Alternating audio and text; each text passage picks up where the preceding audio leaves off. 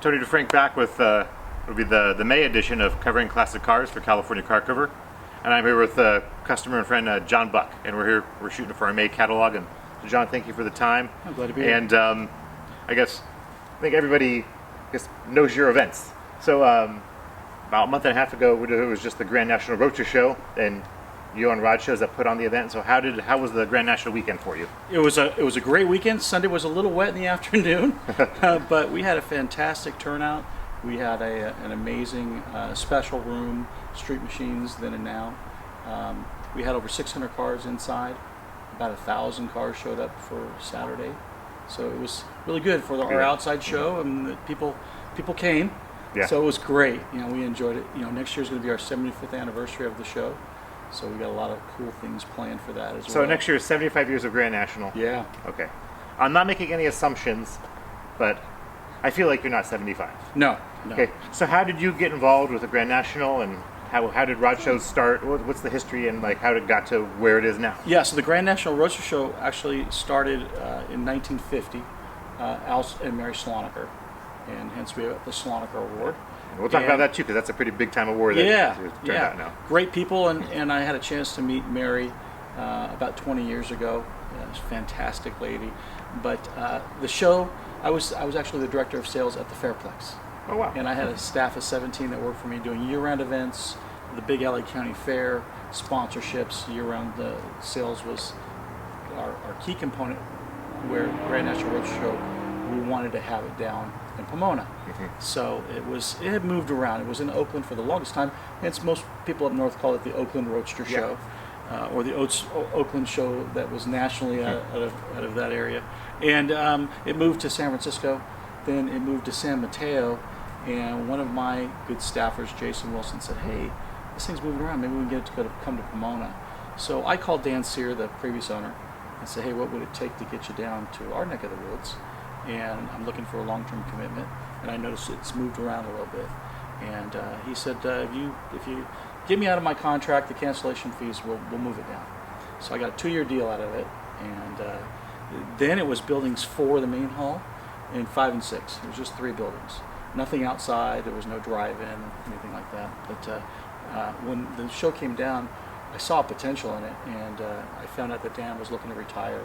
So I gave it a whirl, and 20 years later, here I am. And for those, it's definitely a nationally recognized show. Yeah. And the Saturday cruise in there is wild. It's packed. There's cars. We get there early to as we're always an outside vendor, but there seems like there's cars there like since 4 a.m. We show up. Yep. There's already cars. We're always in front of the cantina stage, and there's already cars there already well before we're there. Yeah. I guess.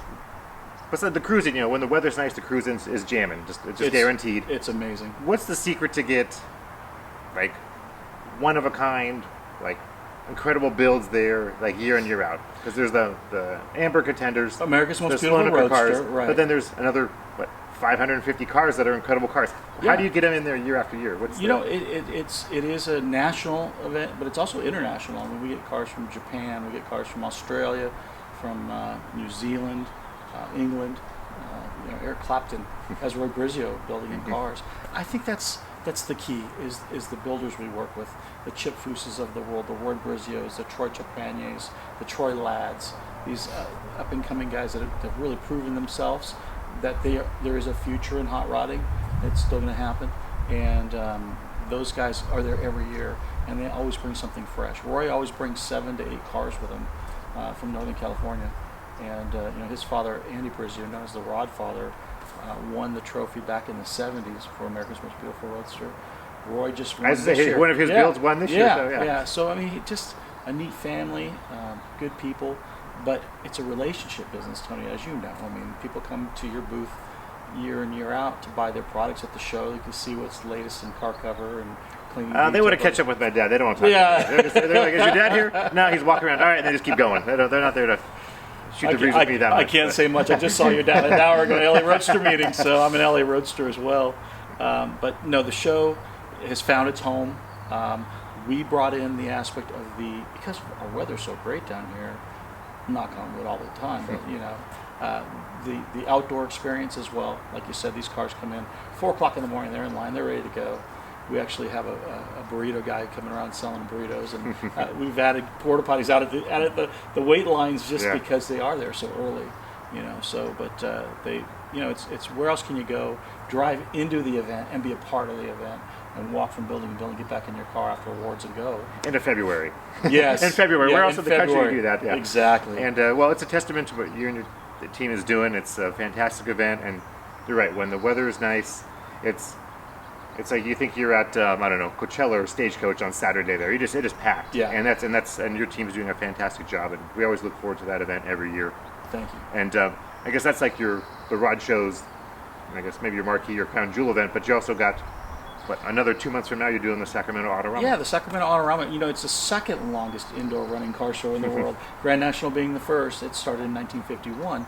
So Bagdasarian, Willie and Harry Bagdasarian started that show, and it's a Northern California favorite, and we love that event as well.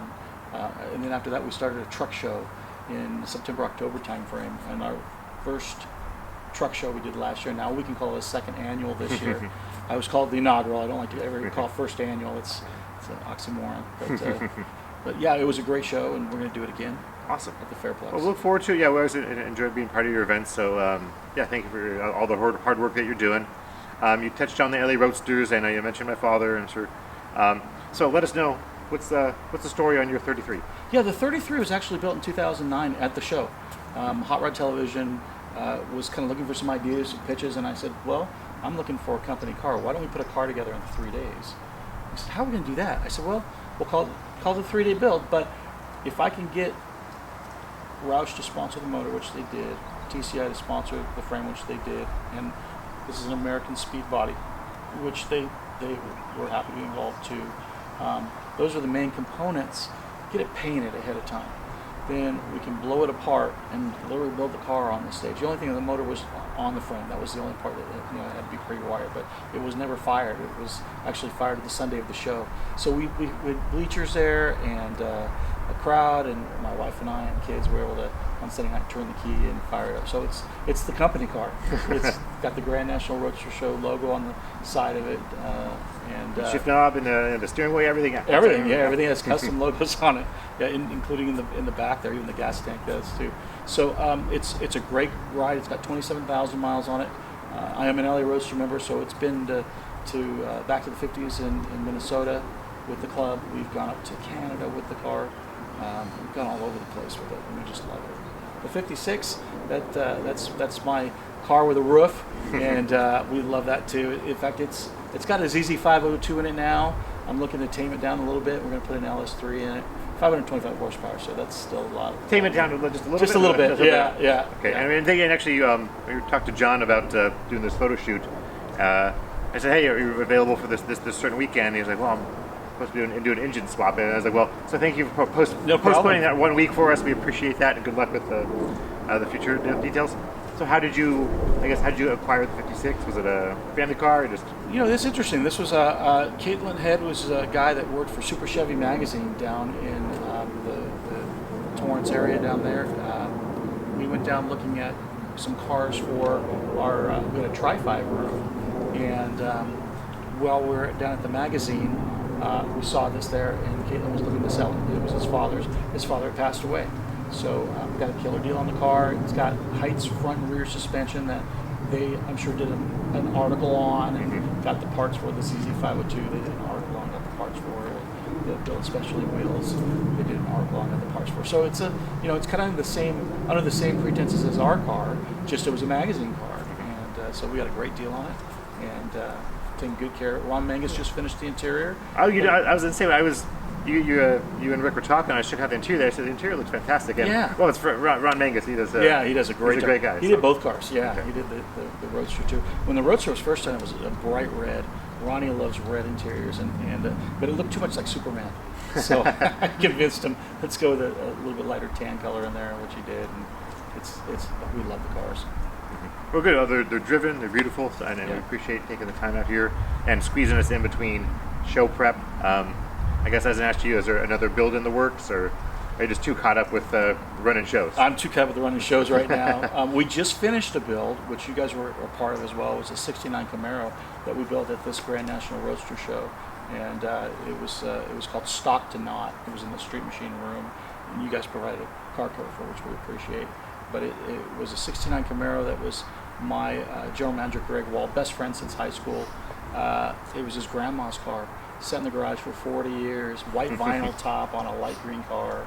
Now it's this aggressive dark green street machine on a Roadster shop chassis with an LS in it and HRE wheels. I mean, just you name it. The car was TMI did the interior on that car, and we put that together in 3 days. Did it fire up Sunday night? Was it yeah, done in 3 days? It was done, right? Good. It was done. So we're like, whew, whew. And is that going to become like an annual tradition, or it just depends on if it works each year at the Grand National, or? No, last time we did was in 2009. Oh, it's been that long since. Yeah, okay. and it's a lot of work. It's a lot of work. But you know what?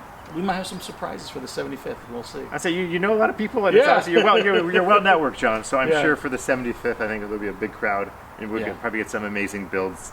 I guess, how do you get the America's Most Beautiful Roadster? How, like year in year out, how do you get 5 to 10 to 12 roadsters in there? And also, they got to keep them pretty top secret up until the event. Right. Yeah. What's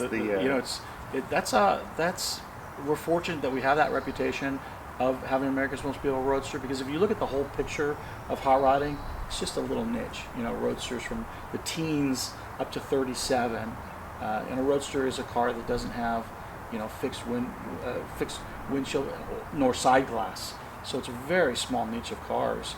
But we are very fortunate that we still have a lot of people that are interested in building Roadsters. We accept a dozen. We have had up to 13 before. Guys building a car and it's taken 9 years of his life to do. We're not going to tell him no, But we also have the Slonaker Award that's everything else that's not a Roadster. And we've done very well with that. ARP is a sponsor for both those awards. Cash prize, $12,500 for each one, plus your name on that big trophy. So that's always an incentive to come and bring a car and try to be the best of the best. Oh yeah, I think if you go through the Slonaker Hall, there's always it's like the who's who of customs, and it could be a 50s car, 60s car, it could be anything, a 30s car. Yeah, it's a little bit of everything, but you could tell it's like a hand built, one of a kind, right? Like incredible, a pinnacle build. This year Paul, last year was an Invicta. The year before that was a '33 Ford coupe that Troy Ladd built. Root beer in color, with every little piece on the car was handmade and just gorgeous. So it's that award has grown. It used to be $1,000 cash prize and a little trophy. Now ARP's got this big huge billet trophy, and they give one away. That's a good sized chunk of billet as well. So pretty cool. Okay. Well, we appreciate the time. Thank you for sitting down with me talking about the cars. And I guess we talked about car shows more than cars today, but I appreciate it. And but we enjoy supporting your events, and thank you for being part of the California Car Cover today. Thank you, Tony. Thank you, John. Much. All right. Well, we'll try to get as many photos and videos as we can and included in the interview. But thanks again for joining us for covering classic cars with California Car Cover and Tony DeFrank. And we'll see you next time.